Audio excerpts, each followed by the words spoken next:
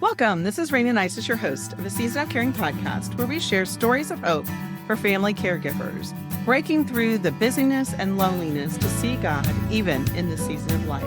I'm excited to introduce you today to Phylis Mantelli. Phylis is the author of Unmothered, Life with a Mom Who Couldn't Love You. She's a coach, podcaster, mentor, and a mom to two grown daughters. She's been married for 34 years to her husband, and they are the proud grandparents of two adorable grandchildren and one on the way. She's currently writing her second book on the 6 life lessons of growing up with a dysfunctional mother. Welcome, Phylis. I'm so glad to have you here today. Thank you so much. Great to be here. So start off by sharing with our audience a little bit about your caregiving and who you cared for and for how long. Yeah, so I did care for my mother, even though I grew up with a very dysfunctional mom, alcoholic, narcissistic, and I think she was bipolar. But amazingly enough, God brought me back around, and she came back into my life when I was a new mom to my daughter. I think she was a few months old. Time just flies by, so I don't even really remember, and I have trauma of remembering dates and times, so I always get confused with that. But I know she was a baby, and I got a phone call from the hospital one day that my mom had broken a hip.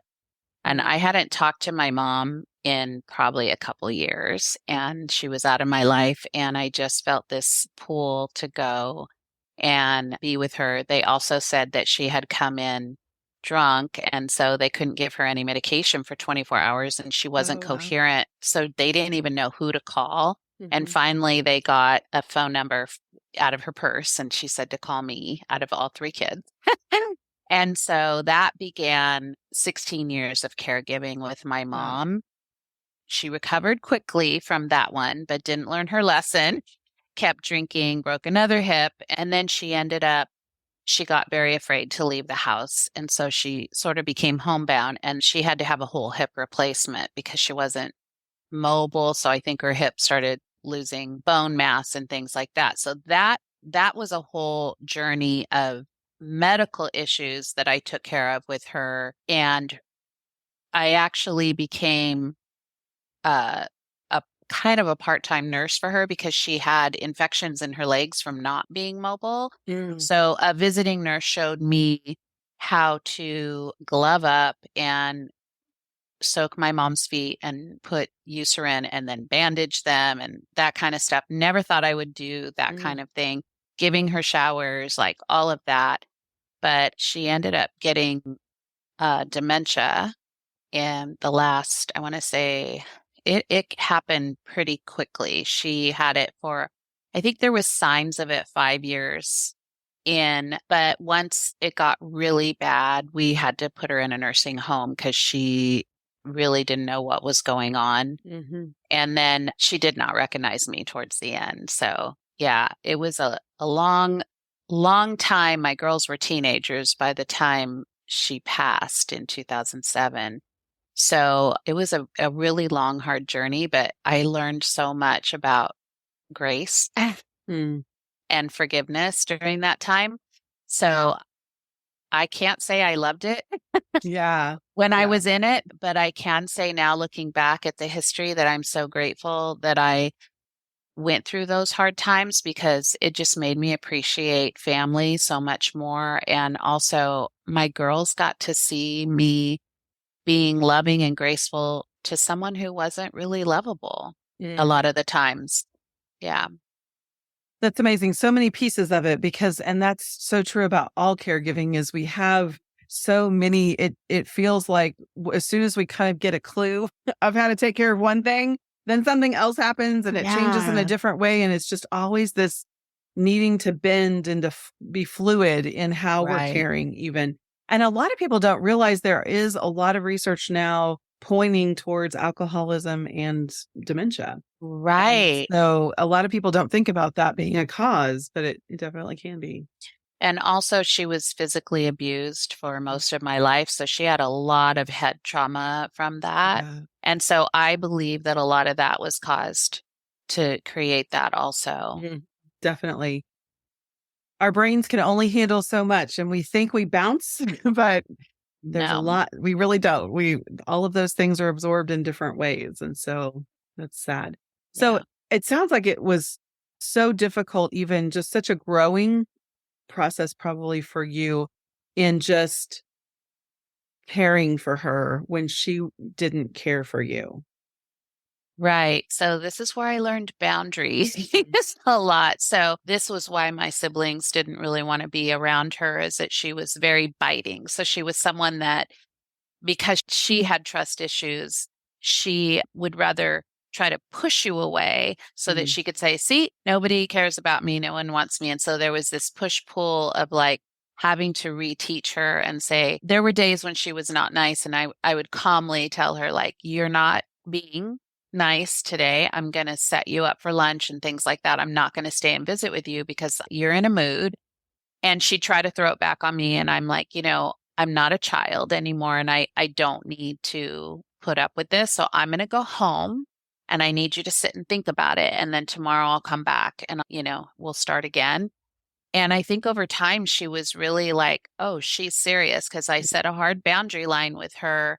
Even when she recouped after the first hip surgery, I thought, I had this really beautiful life now and I had a good family. And I mhm. thought, I just want to bring her into the fold and show her what a healthy family looks like.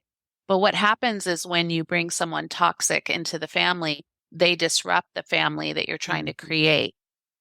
So I had to set a hard boundary of, there was one particular Christmas where she really was disruptive and she started drinking again. And so I took her home and I said, I think I was putting too much pressure on her. She was intimidated by my husband's family Sure. because she thought, well, they're better than me and that kind of stuff. And so I told her, I'm not going to put you in that situation again, but also you can't come into my house and be like that. So what I'm going to do is we're going to continue our family traditions, but I'll come over the next day and bring you food and things like that. So we had to switch Mhm. how we did things, because I think certain times, especially when your parents are ill or they're just not capable of doing the thing, you want them to be, I guess, quote unquote, normal. Right. And they can't be. They're not Mm. capable of it, for whatever reason, if they have like dementia, or if they're just not as mobile anymore, or they're just grumpy because they're Yes. getting older, right? And they just Mhm. they're set in their ways. And I'm getting that way. So I get that.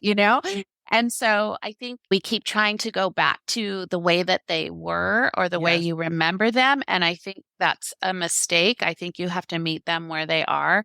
And so I recognize that, yes, there was a line that had to be set, but also I wanted to meet her mentally, what she could handle, because it wasn't fair bringing her into something, even though it was good.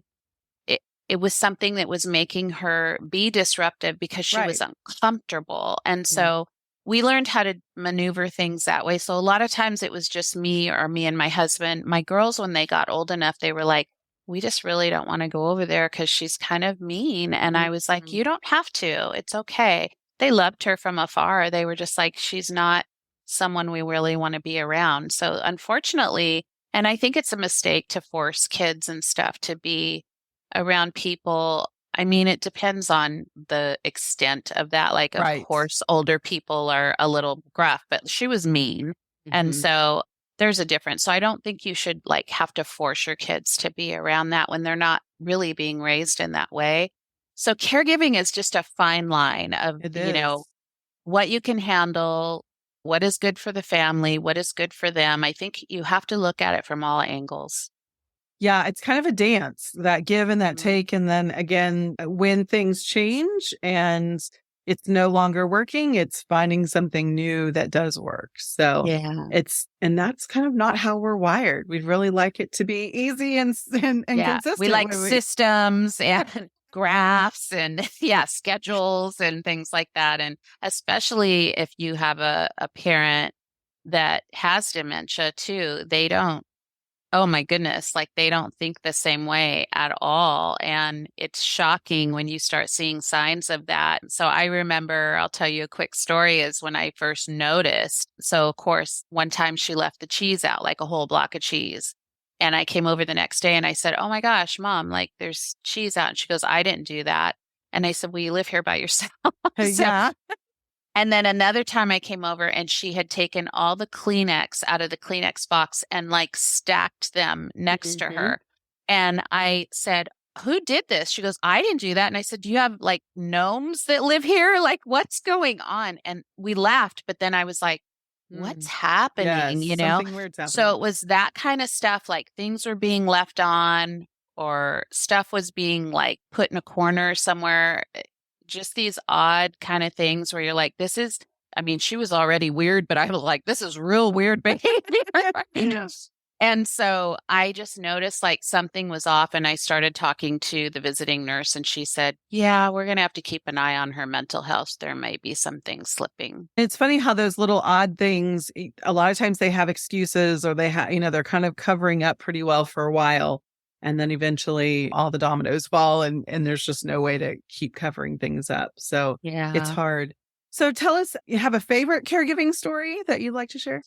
So I do. So even though she was this difficult mother and there was just a lot of trauma growing up with her, I was doing the caregiving out of obligation because I just felt a pull like that God was just like, you have to stay here. I argued with God a lot. I would go in the car and be like, why do I have to do this? I was just so angry and I didn't understand. And I kept hearing him say just patience and grace, patience and grace. And I'm like, I have none of that right now. I was just so mad that he was even throwing those words in my heart. But I just knew he was telling me to stay the course. And so one day when I was telling you I had to wash her feet, which is just so biblical. It's so crazy. Yes, it is. I was on my knees. I was washing her feet and I had my head down and I'm just, I'm mad because I don't want to do this. Like this is not fun. I'm not a nurse. And she started to pat me on the top of my head. And she said, you're a really good daughter. And I bet you're a really good mom. And it literally stopped me in my tracks because my mother didn't talk to me that way, one. Yeah. And two, the words were so sweet and gentle, the way it came out of her mouth. I was like, this is directly from God. He knew I needed to hear those words to continue on. And he also, I think, was telling me, this isn't in vain. This is really, I want you to be in this place because there's more down the road and I just need you to stay the course. Because I think what happens is people, even in the Christian world, people think that if I do X, Y, Z, I'm going to have this blessed life and everything is going to be fine. And that's just not the way life works. Even if you are a believer, it's like we are going to go through trials and tribulations. And we are not to rush through those things. We are meant to stay the course because he is right beside us. And I think he was trying to say, just, I need you to hold on. I need you to just be in this moment because now looking back, I'm just so glad I had those moments. And my siblings missed out on those moments. And I will tell you, the day of the funeral, my sister practically climbed in the casket. We had to drag her away. And I kept telling her, you need to come and talk to her because she's not going to be around. This is like a downward spiral, like when she got diagnosed and no one really believed me. And then it was like they were gone. And so I can honestly say I felt at peace because I had done everything that I needed to do. And the things that I couldn't really physically do or mentally do, I was okay with putting a pause on that. But like for the majority of the time I was there and I did everything as a daughter that I should do. And so I feel great peace that I was able to be there for my mom. And I was so grateful that I was there for that moment because I would have missed that if, and my siblings missed that by staying the course. Yeah. And the peace that you have and the peace that you were able to make with her is so different than what it would have been if you hadn't been that servant to her. That's so beautiful. And I love that God chose to soften her in that moment and give her a lucidness that probably was never there for her as far as really seeing who you were and what you were doing for her. That's just beautiful. And what a cherished memory. I name my book No Regrets and I talk about no regrets and it's because of that. It's when we make choices to do the best we can do in that moment, it's not that we're perfect. It's not that it's a storybook situation. It's that we do the best that we can so we can look back with no regrets and say, Lord, I walked with you, and when I was wrong, you corrected me. And when I needed strength, you gave it to me. And it's just such a beautiful thing that we can look back and walk away from burying them without regrets. I think it's doable. And a lot of times people don't feel like it is, but it takes that time. You're Yeah. right. That investment of being there and finding a way to make the relationship the best that you can. Yeah. Caregiving is really a thankless job, I will say. It's like very, very difficult, and it's not something everyone can do. But if you have it in your heart to do it, even in those hard times, like really sit quietly with God, and you can yell at him and say, like, I'm really mad today. Like, I'm not afraid of yelling at God because he can handle it. He's God. And, his feelings don't get hurt. But he's the one that gave me the strength to continue on. So he's like, I know you're stressed out. I know you're not happy today. I know you don't want to. I know you don't want to do this. Yeah. But, it's like you have to understand that if you're called to do it, that you're going to have those moments of break, and also take a break. If you can find someone else, because I see a lot of people over caregiving where they are wearing themselves out to the point where their health is deteriorating. I'm not about that. Like, I would do as much as I could do. When I needed to call in troops, it was like, then I would have the nurses come in. When it became too hard and I couldn't take care of her anymore because her last day was she got up in the middle of the night and like screamed naked in her apartment that someone was attacking her, and there was no one. So they took her to the hospital, and that's when the nurses said, I don't think we need to find a place for her because she's not willing. She can't be by herself anymore.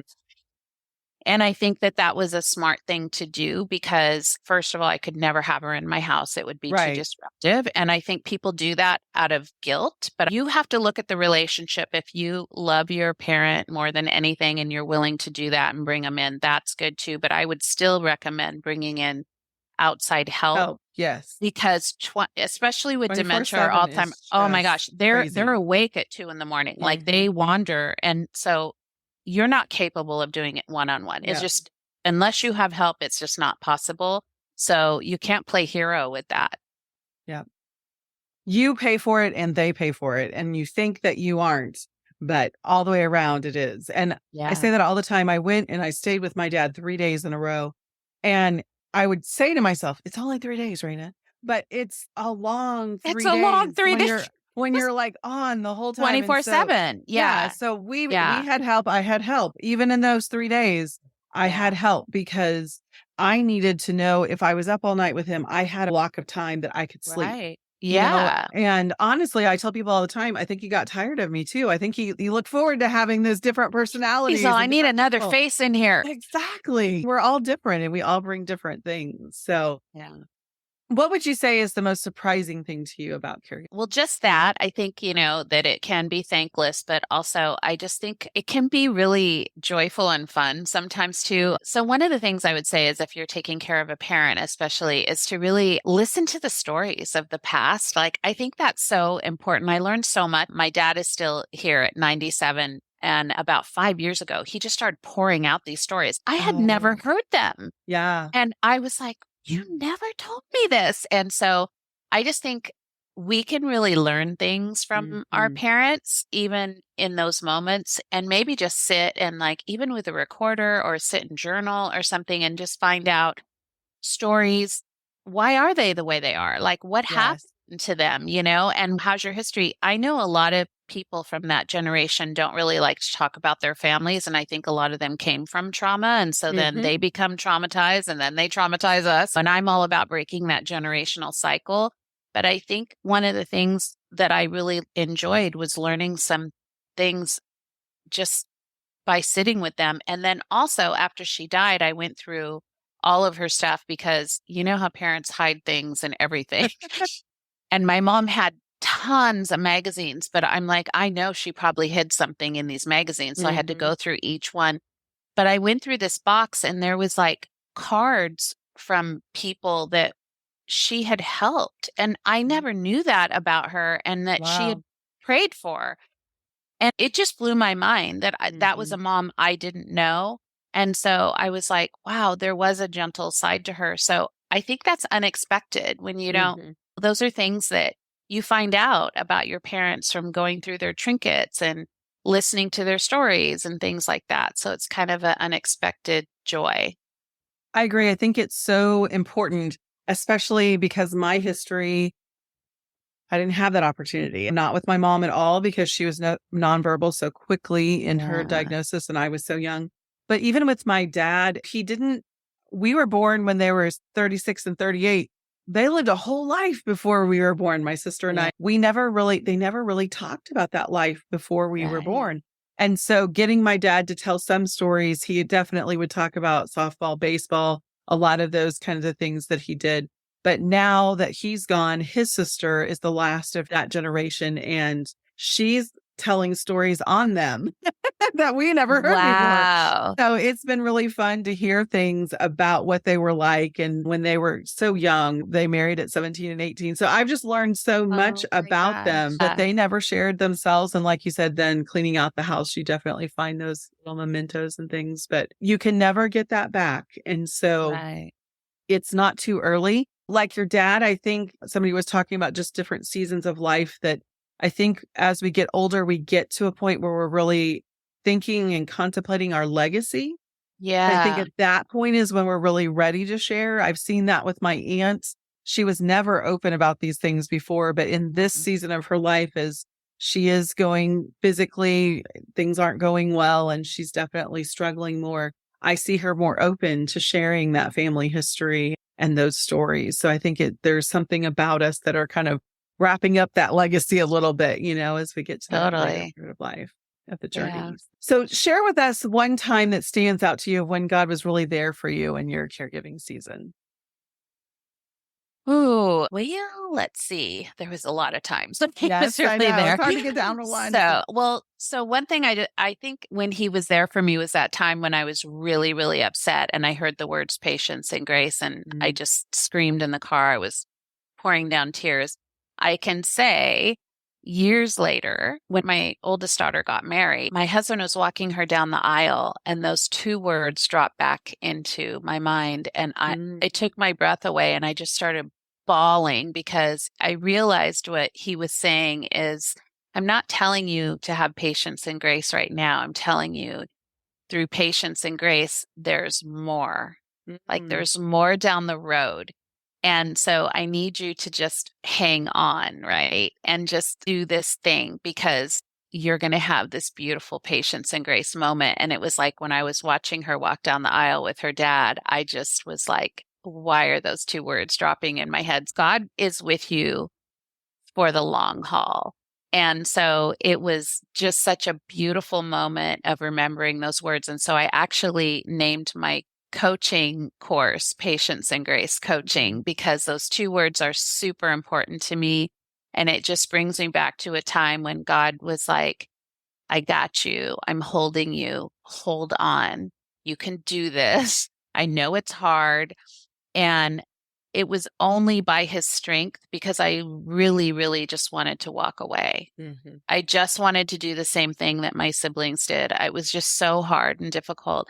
And he just kept saying, patience and grace, patience and grace. And, I just think like so many times you can't blame people for walking away when it's really hard like that.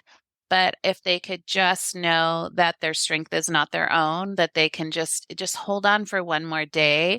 I think Mhm. it's surprising how God can just show you you can do this. When I think back, I'm like, how in the world did I do that? Like it's so long ago now, Mhm.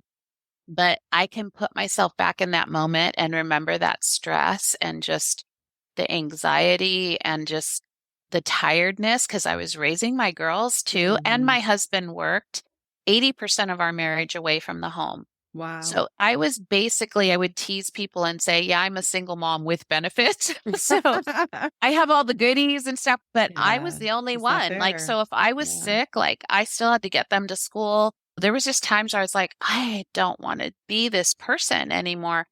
So looking back, I'm like, God just gave me such strength that I could never have done on my own. If Mhm. I didn't have a faith, like I would have walked away. And so I'm grateful for just him giving me that strength and telling me to continue on because now when I look back again, I just feel such a peace of knowing that I was a good daughter. Yeah. Well, and it's that it wasn't just that that you're a person of faith, but it was that you had a calling. And I think Yeah. that's the difference for, at least for me, is I know I'm called. I was called to care for my dad. I'm called Yeah. to share how to do that and how to take care of yourself at the same time, because Yeah. that's the only way we can do it well, is if we're taking care of us. It's funny. Yeah. It's funny you say that because so I did feel called to take care of my mom. And then my dad started getting sick and older. And I was just jumped right back into the caregiving thing of like doing his laundry, bringing his food, all the things. And then when he got put in the hospital at 95, my brother jumped in and said, I want to take care of dad. Oh, that's awesome. And but here's the thing is that you have to let go of control. Yes, you do. So Yep. because I had been a child of abuse and just like all the stuff that I've grown up in, I was always the adult in the family. And so I was the one that was always controlling everything and like taking care of everybody. So there was a huge talk with God Learning curve, of him saying, let go and be a daughter. You don't have to be a caregiver this time. You don't have to take control of it. Just go and be a daughter. That was foreign to me. I didn't know. I don't know how to do that. I only know how to caregive. Right. So just a little FYI out there, you could be called for one parent. It doesn't mean you're automatically called for both your parents, just you all the time. So I had to turn over the checkbook, the law, I said, here you go. And also I needed to because my grandkids live 6 hours away and I was trying to be with them and take care of my dad and do, when can I go see them and get him set in place? That released all of that. So I could just now be a grandma and go play with my grandkids and we go visit down there. And my brother just took over the whole caregiving for my father. And now he has visiting nurses coming into my dad's home and helping. And it's hard. So literally, I'm always like checking, well, of course you always think you do it better. And so I'm like, well, I wouldn't have done it that way, but I'm constantly having to check myself and say, it doesn't have to be your way. As long as he's happy and he's well cared for, it's okay. So just a little tidbit for people that think that they have to have that responsibility. And once that's your calling, it's always your calling. I have to say, no, it's not. Yep. There's always, God's always changing it up on us, right? Yeah. And what I love is what you just said too, is even in this season where you're not the caregiver, you are still a daughter. You still have a role. You still are needing to play a role. Yeah. But God is still teaching you things. Yeah. In this journey with your dad of walking him all the way home, he's always about showing himself and helping us to learn and to grow no matter what role we're taking on. I think the support and not the primary caregiver, but the support caregivers are just as important so many times because like you said, there can be those really difficult relationships that it's not healthy for you to be the one that's hands-on, but it doesn't mean checking out completely is right either. Right. So it's finding that balance of how do I support. And you were talking about the wound care and all the ickiness. I was so thankful my sister thought that was cool because then I didn't have to. So she was always the one changing the wounds and really keeping track of that. God bless her. I never saw any of it. My dad had melanoma, so a really large hole where they took out that skin cancer. And then he had MRSA in that wound. And so the skin graft failed. And so she took pictures and she was I never saw it once. Yeah. And it's funny because she'll say, I would pick up her phone and be like, want to look at a picture of her kids? And she'd be like, oh, be careful. There's pictures of wounds. Here, don't look at it. Yeah, that'd be my husband. He'll be like, I'm like, no. I always say I could be a nurse at this point because none of that stuff bothers me. I don't like it, but it doesn't bother me. So I'm always watching medical shows. My husband's like, why are you so obsessed with that? I'm like, I don't know. It's just interesting. Doesn't Never know bother when you me. might need it, right? Exactly. I can stitch you up with a needle. It's great. Well, let's wrap our time and have one just nugget of wisdom you could share with our listeners today. Yeah, I would just say be really kind to yourself, like take care of you first. That's my biggest takeaway is that this is really a hard season and you're doing great. And just by showing up and being there and don't overwork yourself. When you need someone else to step in, please ask for help or get help. Don't try to do it all yourself to be a hero, because there's no hero if it's like that. You can't fill an empty cup kind of theology of you have to fill your own cup up first. And caregiving is, like you said, with your dad, it's like 3 days felt like 5 months, right? And so I would say really listen to your cues in your body, in your own body, in your mental health, in your spirit. And when it's time to like pull back a little bit, give yourself a break, you can always go back. If that needs to change, you can change. It doesn't have to look one way. Yes, exactly. So wise. That I think is one of the hardest things. Just like you said, your caregiving for your mom looks different than what you're doing for your dad. Even in one season, there's times it's going to look different, and we just have to be willing to make those adjustments as we need to. But grace, grace, grace for you, for them, for everybody, because we need it so much in this season. Yeah. Oh, Phylis, it's been so good to have you. Thank you so much for sharing your story. Of course. Thank you for having me.